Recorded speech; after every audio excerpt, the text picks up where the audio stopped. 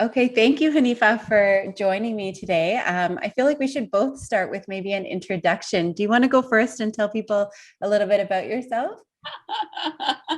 Sure, I'll go first. I can tell you that I am not long ago retired naturopathic doctor. So I retired from the naturopathic profession after, I guess, 21 years of practice, and I'm a full-time grief recovery and brain retraining coach. And I will actually say that I'm more of a guide rather than a coach. I feel that, well, my motto is Hanifa can guide, but you must decide. Oh, I love that. So, so yeah, I found that it is such a wonderful place to empower people from, as opposed to having the title of a doctor. So that's me in a nutshell. How about That's you? great. And you do grief recovery, which we're going to be talking about in detail. So I wanted to put that in at the beginning because I think that's the topic that people really will want to listen to. Yeah. So for me, I was a naturopathic doctor as well. Around 20 years or so, I was in practice. I just left recently the practice mainly because I wanted to try some different things. I feel like I think of myself as more of like a life strategist or emotion hacker. I'm like getting into this place of really thinking about your life and going in intentionally. I'm starting to build a community of people who are interested in growth and interested in learning more about themselves and connecting with each other. And so that's been bringing me a lot of joy. So I'm just sort of really excited about my next adventure, my next path, personally and professionally. But being in healthcare for a long time, I know that grief is such a big, important part of life. And a lot of times people really don't know enough about it or really don't understand what can be done in terms of processing it. So that's why I really wanted to have you on here so we could talk about that because I think what you do is so valuable and can help so many other people. Oh, thank you, Rishman. And again, having another health professional speaking about this is so wonderful because it is an area that a lot of people aren't comfortable with speaking about, even healthcare professionals. But I think it helps people to understand that this is a process that every single person goes through. And whether we talk about it or not, we're all experiencing it. So there's also ways to work through it and process it in a healthy way. Yeah, for sure. Let me ask you a question on that before we get started. And I don't mean to put you on the spot, but you mentioned like that healthcare providers maybe might not feel as comfortable talking about it. And I know for me, some of it was that I didn't have the space, the emotional space, because I was taking care of others, or I needed to be professional, or I needed to be like, there were so many other things that I was trying to prioritize over my own emotions. And so for me, that's where it took me a long time to realize I knew I needed to deal with my own grief experiences, but it took me a while to get to that place where I felt like I could really dive into it. Why do you think that it's harder for healthcare providers, or maybe that healthcare providers are a little bit less open to talking about it? I think healthcare providers actually speak amongst each other. So within colleagues, often people will speak about it. They are speaking about it.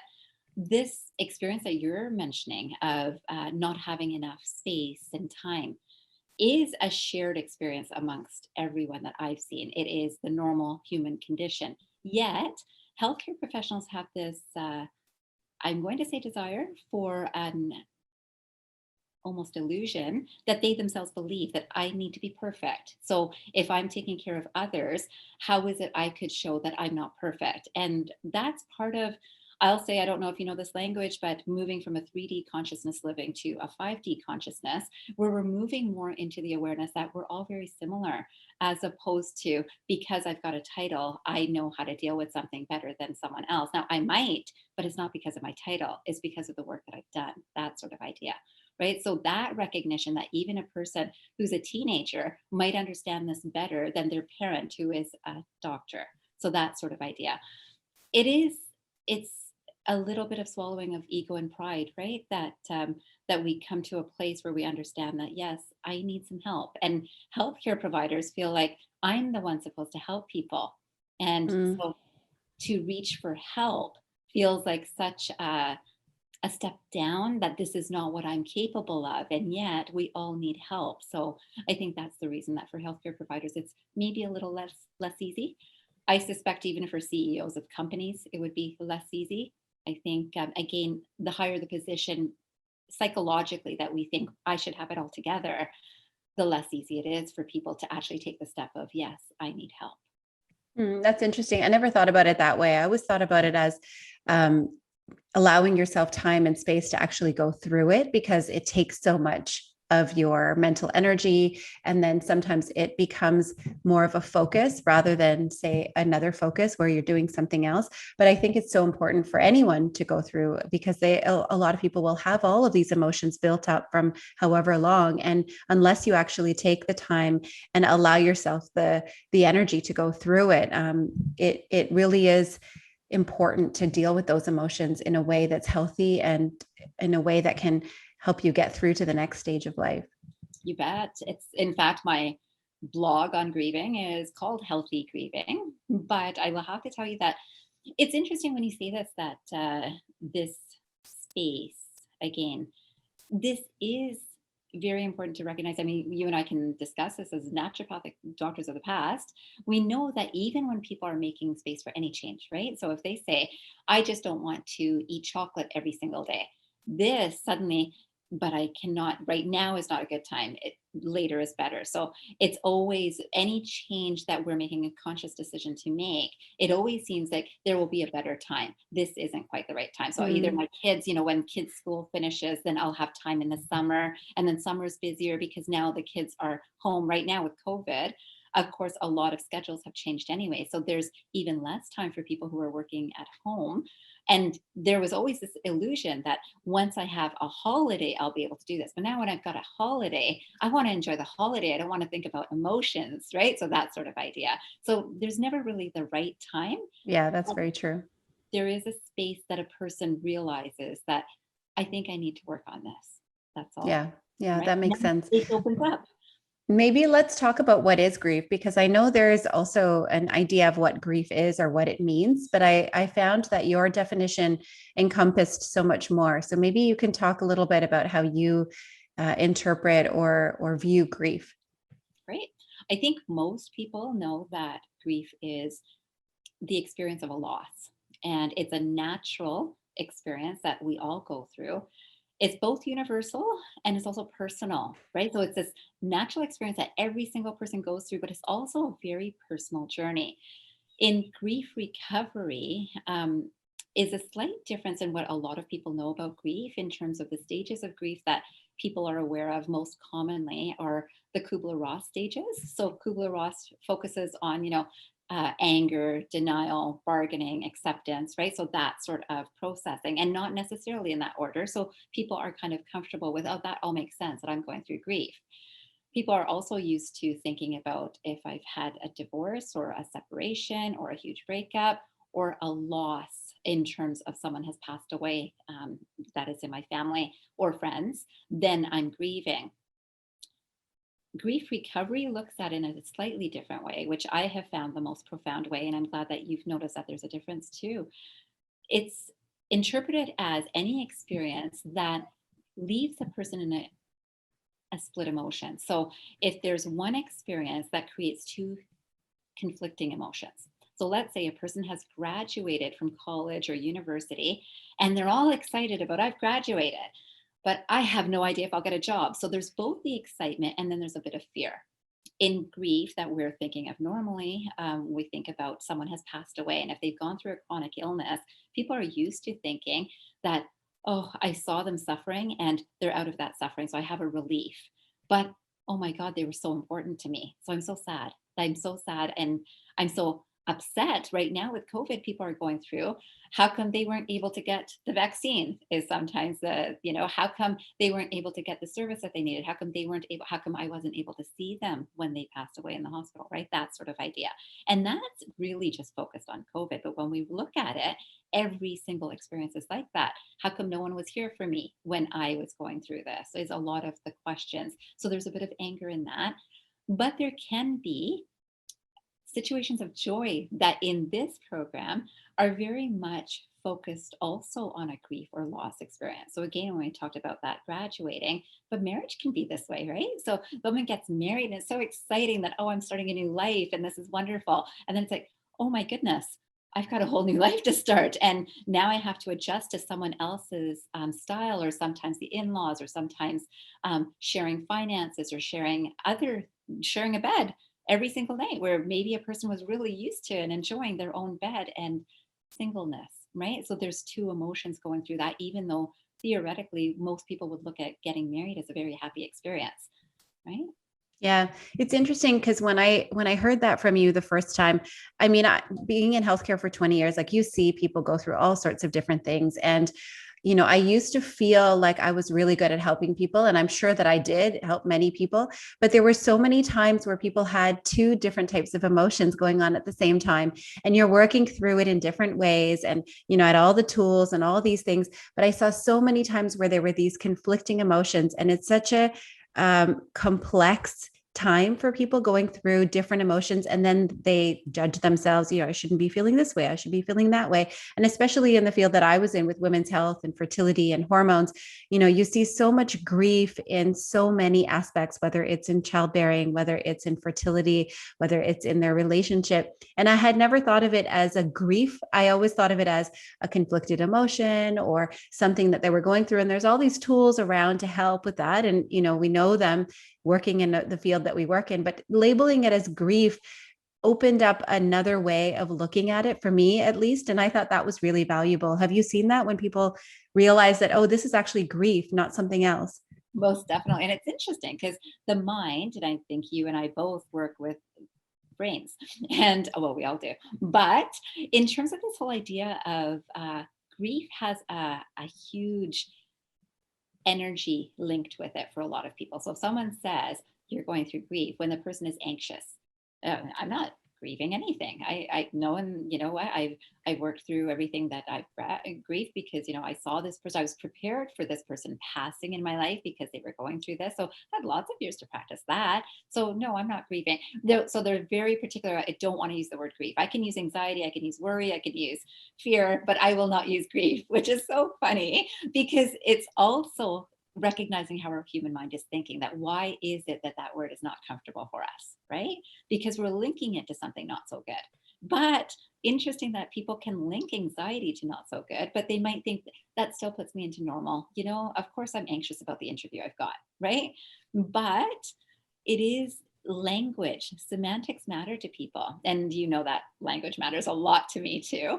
But I like to put the positive spin on even grief is an opportunity for a transformation that no other emotion can give. So I think if people recognize that, they recognize what kind of opportunity is coming to them in those experiences too.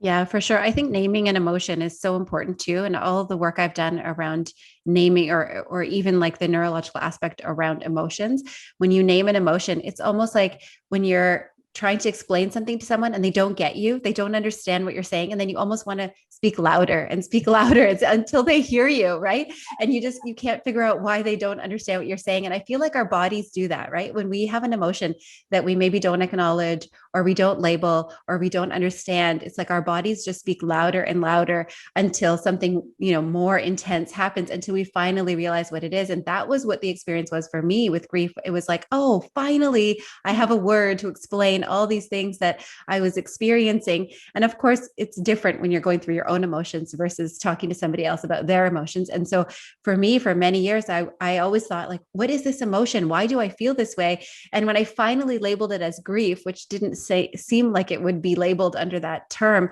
it actually opened up a whole new way of thinking for me, which was really liberating and very freeing, because I felt like I could finally understand what my body was trying, or my brain was trying to tell me. So that's why I love the definition and the idea that it could encompass so many different things, not just the loss of someone, but the loss of something or the feeling or something else, even any kind of conflicting emotion. I think that's really valuable for people to understand. That I think a lot of times griefs don't happen independently too, right? So if we think of grief and loss, we think about someone who has lost a family member. So again, the most common sort of grief that people know of. In that time, there also might be a loss of faith that God was supposed to help in this time, or that why didn't the universe help in this time? So there becomes two griefs that are happening in that time. But the person is thinking that, well, I'm already over this loss, but I'm not practicing my religion anymore. So that sort of idea, it happens, but people need to actually, or need, I would love for people to open up to that awareness that so many things are happening simultaneously. And again, retraining what our thoughts around grief are too, because I think mindfulness, and I think you and I are both familiar with mindfulness, um, does actually talk a lot about labeling. So make sure you're labeling this. But if your thought process has a lot of beliefs of that's not a good word, that is requiring some attention too, right? Because there's no emotion that's not good. It's our human experience, but we Mhm. have labeled this is good and this is not good. So there's also a learning process in that too. Yeah, and there's so much weight on our beliefs around our emotions, whether we think we should be having this emotion or, whether we think we shouldn't be there's so much weight around our thought process too.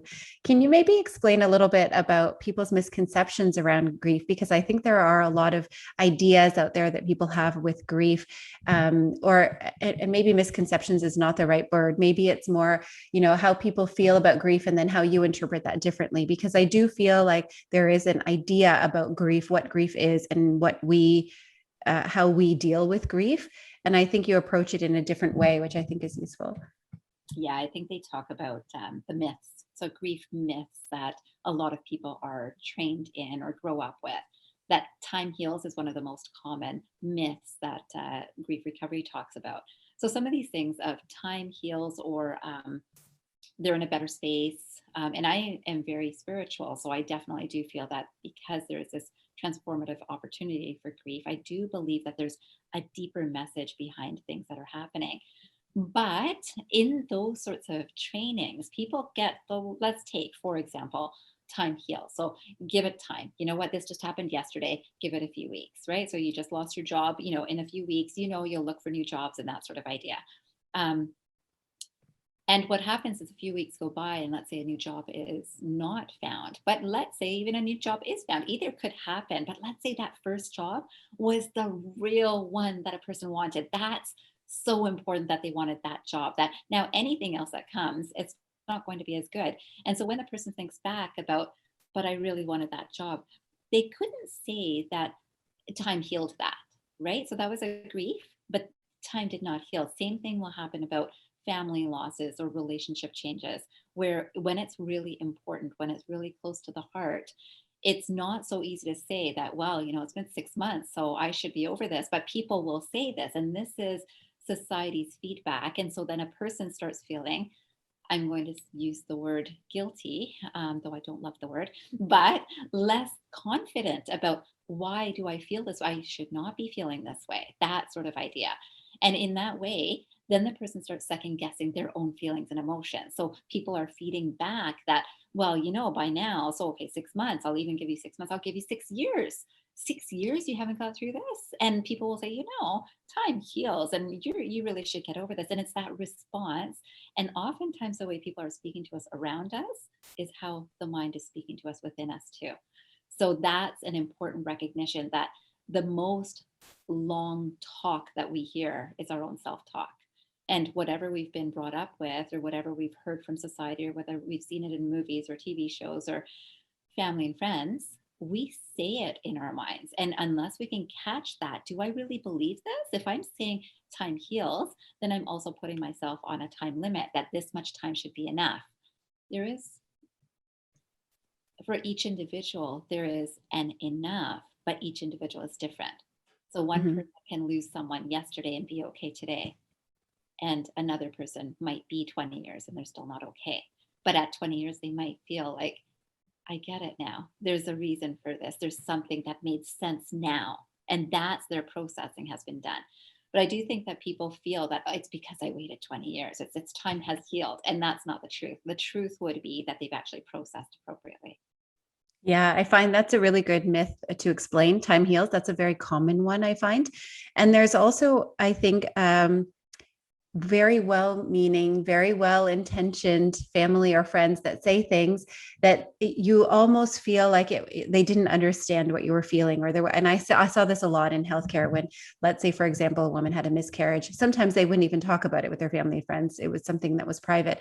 But if they did, then they would have some well meaning friends who would say things like, oh, well, you can try again, or, oh, something that, um, the person didn't connect with, didn't resonate with. Of course, it doesn't make it feel better in that moment, which makes sense. And maybe the other person didn't know what to say. And so they say something like this that is common in society. But then it's often less easy for that person to talk about their grief, and they almost feel like they can't talk about it because people will say things that doesn't resonate with them or doesn't make them feel better. And so you end up having a society that doesn't really talk about grief enough, and then there maybe doesn't feel like there's a safe space to really open up about it.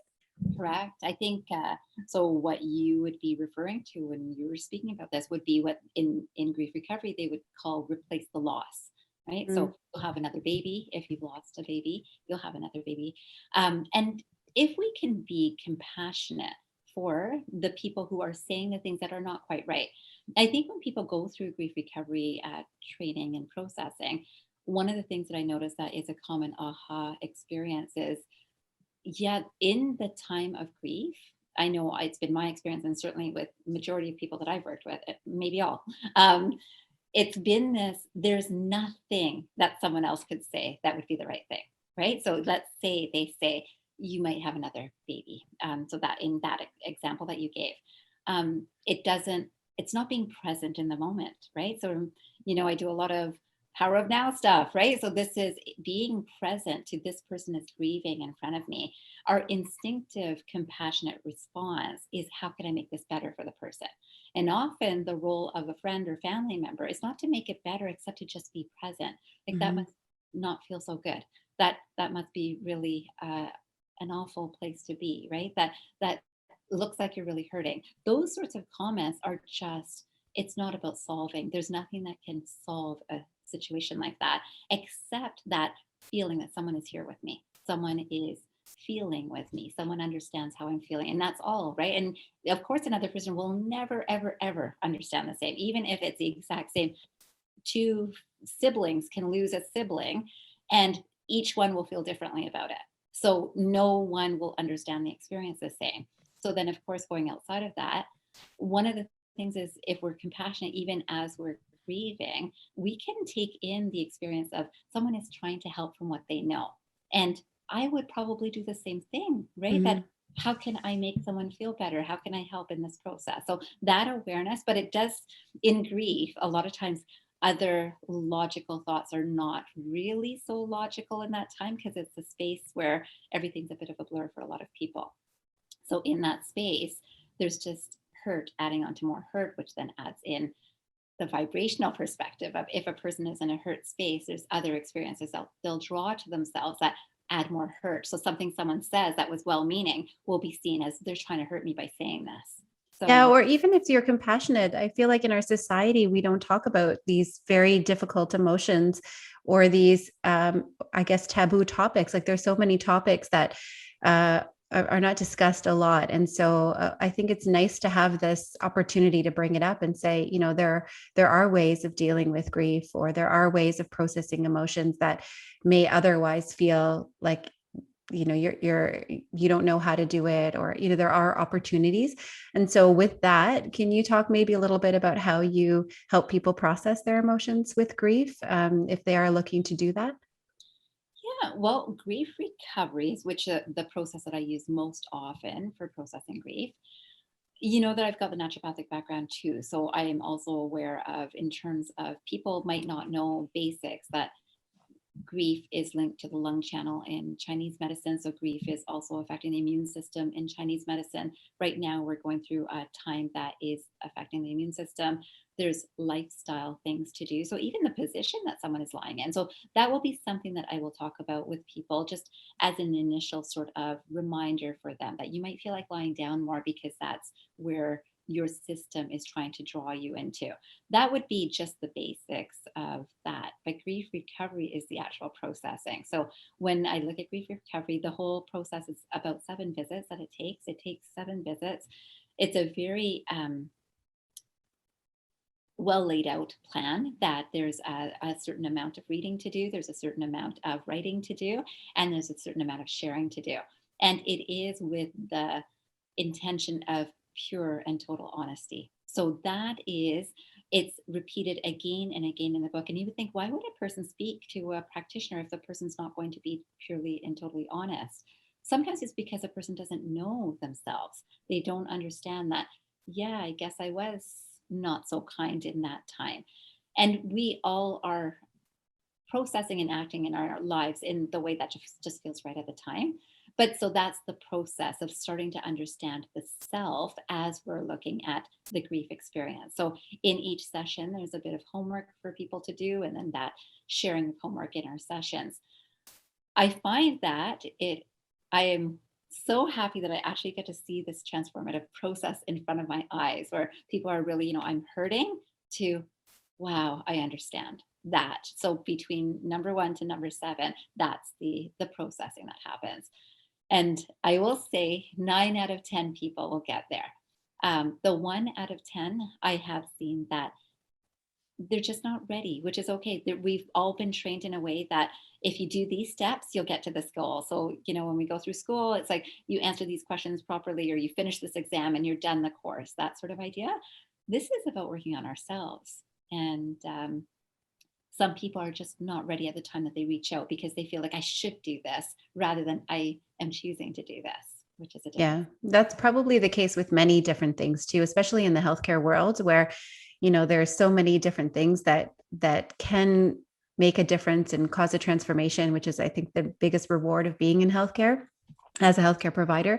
But if the person is not ready or is not present or feels like they're doing it for a different reason, someone else has told me to do this or something like that, then it's much more intense to do the work on yourself. You really need to focus on that and be present with your feelings, which many people find not easy to do. So it's nice to have someone to guide through, someone to be there and listen when you're having maybe some obstacles or challenges that you're working through, and having the support to really get through to that next stage. So I think it's amazing that you have these very structured steps so that people know what to do next, but then having that physical support of having you there to work them through it, I think is valuable, because we have so many thoughts that in our minds, right, that we think are true, but they may not be.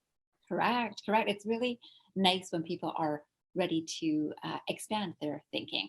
And again, if you look at grief therapy historically, and I've certainly gone through it for grief experiences in my life, there is a difference when people think about grief and they think about bereavement or that sort of idea. There is kind of talk it out sort of perspective. And so a lot of times when people come to grief recovery, they've done other grief therapies. And the first thought they're thinking is, I've already done this. And it's not the same, because there's a very different participation in this, and there is a limit. As opposed to, if you look at counseling in general, counseling is kind of as you need. Where you're at right now is where I'm going to guide you. And even naturopathic medicine, we can say that we're, very present oriented when we're in that space, that okay, a person is working through heart disease, but today they've got a cold, so today we're going to focus on the cold. And in this, it's about, we're focusing on grief, and there's the next steps to take now. So it's constantly just walking with a person and moving them along, and knowing that there is, it's a goal that you can see. I've got 7 visits to get through, as opposed to, wow, is this going to end? Right? It's just like I keep on talking about the same things, and this is what often people will do with grief. That I was talked about it with my first practitioner, and I've talked about it with you, and I'm talking about that sort of idea. But it's a very different processing in this one, which is what I also like. I like that there's a time limit to it. It's not just, and we'll keep on growing from whatever we learn from grief recovery. We will be able to apply it to all aspects of our lives, even if we're working through one experience, if we choose to remember that, oh yeah, I can look at it this way. And most people do, thankfully. So then it's Yeah. continued growth. And not just the time limit, although I think that's a very valuable point, because some people can go through talk therapy for many years and they feel like they've already done it. But the time limit, I think, is also valuable in that there's a strategy, like there's a tool. You're learning how to deal with your emotions, not just talking about your emotions. You're learning how to deal with them, how to process them, how to understand them, how to move through them. And that's what I think is makes such a big difference, and why you're able to have that time limit. Yeah. You know what I love about grief recovery is right from the first visit. Not what I love. I love everything about grief recovery, I have to say. But I will say that I love that right from the first visit, people are learning tools that they can apply right away. So it's changing the thinking patterns right from the beginning, as opposed to, the first visit is just tell me everything that's going on, right? Which is often how we assess in healthcare. But I really like this style. But I think maybe many health practitioners, but I'll say many type A personalities, and I suspect both you and I have fallen into that at times, or maybe many times, but want to see that what am I getting out of this? Right. So that sort of idea, like we're kind of looking at, I want this to feel valuable that I'm doing this and I'm learning something from, I'm using something from it. And I definitely like that aspect of it. Yeah, that's great. I'm a fan. I think it's wonderful that you're doing this. I think it can help so many people.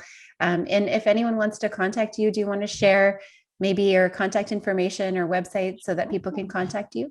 You bet. I guess the easiest place to reach me is through my website, which has all of my contact information, which is hearthealthbrainhealth.com. All one word, all small letters, hearthealthbrainhealth.com.